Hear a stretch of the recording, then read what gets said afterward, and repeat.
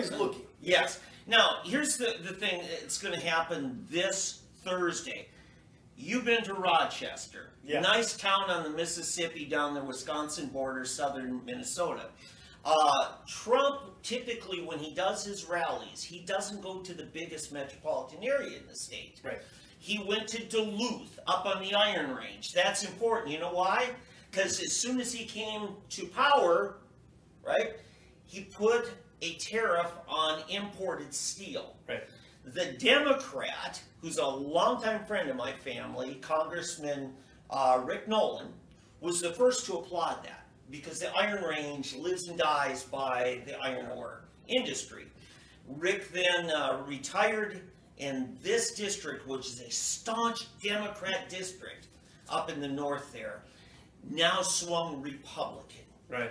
In the 2016 election, Trump came really close to winning Minnesota, about 40,000 votes, in a state that is quite a bit bigger than Oklahoma. He won Little Somalia overwhelmingly. No, he didn't. Okay. I was confused He for a moment. won of the 88 counties, he won about 80, I think it was. Wow. Okay. And Metropolitan areas. my home county went 70% Trump. 10 to in 1. that. But the Minneapolis area, radical liberal, had such an outpouring of support for Hillary that those 8 counties beat the other 80 counties.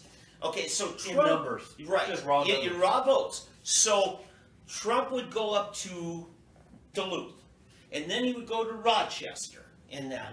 Much like he didn't go to St. Louis, Missouri, he went to Cape Girardeau.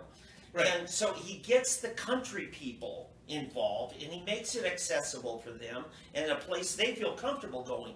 Until this Thursday coming up. This Thursday, Donald Trump is doing a rally in the Target Center. I love that. You know, it seats about 20,000 right there in downtown Minneapolis. And the mayor of Minneapolis, who's always had a liberal mayor. I lived in that town. It's liberal, okay? And it's where most of the Somalis are from. It's the Ilhan Omar hometown now. And Keith Ellison. And is she actually married to her brother? I don't know. Rabbit trails! You can't legislate I'm love. just saying I heard. That's all I'm saying. I just want to know if she believes in Sharia law as it applies to adultery. And she won't answer that. Why not? She calls me a Zionist dog for asking that. All right. So the mayor of Minneapolis is heading up a protest against Trump. As the mayor of the city, he's saying, Trump, you're not welcome here. And then, now, in the past, when Clinton's gone up there or Obama's gone there to do an event, they always tell all their city employees, you are ambassadors of the city, you should put the best on. All the police officers, we encourage you to go in uniform. Now that's no longer the policy. He tells the cops, you show up in uniform in that event, you're fired. All right. The police, yes. So the police union is now. So are they supplying police to the event? I don't know that. Now that would be contracted with the Secret Service if they're getting local support. Then they're on a contract, and that. But the off-duty police officers. Right. So Okay. the police union, which was staunchly a liberal union for all the while I've known, you know, I was born and raised in Minnesota, so and that's what's wrong with me. So they are selling a T-shirt now, big red T-shirt with a silhouette of the state of Minnesota. It says "Cops for Trump." Right. And so, you know, I took a look at it. I was writing a story on this today. And so I go to the Facebook page for the Target Center and trying to get the details on this event. It's not on their Facebook page. They got every event. They got an event the next night. They got events going well into next year, but they don't list this. So I said, So I write to a guy, I think his name is Corey. Well, yeah, that's who responded, I think. I said, how come you don't have that event? And he says, well, normally whoever is renting the facilities will create the event and add us as a co-host. And that's how come it shows up there. I thought, really? So you let other people write your official statements for you? Is that part of the deal? And then I said, and by the way, I see you've got a UFC fighting match event where you're the only ones listing as hosting it. And I said, so obviously you do post these things, you just won't do the Trump thing. Right. You know? And so these are the kinds of things, and I believe the Target Center is a municipally owned facility. This is the kind of hostility you get every which way. And so I want to encourage everybody, Thursday, be watching. I'm sure there's going to be plenty of places having it Facebook Live. We need to watch it because you're going to see fireworks. You're going to see Trump taking on the big metropolitan areas, and it will not be a dull night. That's my report. Anybody touches on that? Anything else? Well, I mean, who else are the police going to support other than Trump? Because it's that famous thing the leftists are really good at doing, which is having their cake and eating it too. All of their myriads of laws that they want to enact are enforced by law enforcement.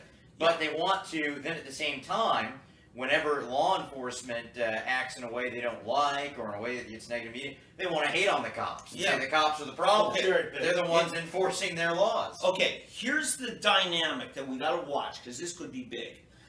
Law enforcement there, which has been historically Democrat, especially the union themselves, all right? Their professionalism now is being asked to be compromised for political extreme behavior by their mayor. And what has it done? It's moved them over to being Trump supporters. And I watched this all over the state while I was up there last week. The numbers of Trump supporters, and I'm asking why, and they're saying, it is insane what they're trying to do to this man, who's done a great job as president. Well, it's the left. I mean, you know, it's even bigger than this. This is kind of a flashpoint in the bigger issue that the left has been anti-police for a very long time, anti-government institutions, while at the same time suggesting that we should expand those government institutions. very same institutions. They get to expand all of the maladies, expand the war on drugs, they get to expand, they get to create these minimum sentencing guidelines like Hillary and Bill Clinton and the super predator thing in the early 90s and incarcerate an entire generation of minorities, while at the same time saying, oh, that's bad, and I hate it, and then demanding that we expand it. It's amazing, and they never have to hold the bag for it because they control the media, they control academia, and they control most of what you see in social media. They don't mind the infringement and the abuse as long as it's their guys doing it. Yes. Yeah. But again, the people who put their career and their character on the line, like law enforcement and stuff, you know, having to be just in the way they carry out the law, it's an insult to them. What I'm seeing on a national level is Trump is changing the electoral college map now. For years, the Republicans had to win all the South, right, in order to win. Oh, right. And the Democrats had to win the Great Lakes. Okay, the Big Ten states, right, had to win that. And they couldn't win those states last year. 3 years ago. Wisconsin, Michigan, Pennsylvania, almost Minnesota. Again, Indiana and Ohio. They all went for Trump.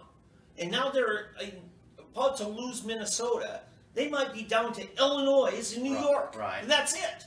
Yeah. You know, so this is... I'll predict right now, I predicted before, Trump will win by a larger electoral landslide, larger one than he had before. And I think it's funny, as an aside, with this Mitt Romney stuff, of course, he's the kind of worthless rhino that we need to purge from the party if we ever get the opportunity. But Trump got 2 million more votes than he did, and he got several more states than Romney got. So, you know, I guess Trump's turning the narrative around saying impeach Romney, but that's interesting. Romney's mean to dogs. Well, I have friends in Utah who would probably agree with that. So Romney probably gets along with the little small guy. We've got about 3 or 4 more stories to go before the evening is over here with 3D Politics. I'm Tom McKay, your host. We've got David Vann, David Oldham, David D'Ambroso here talking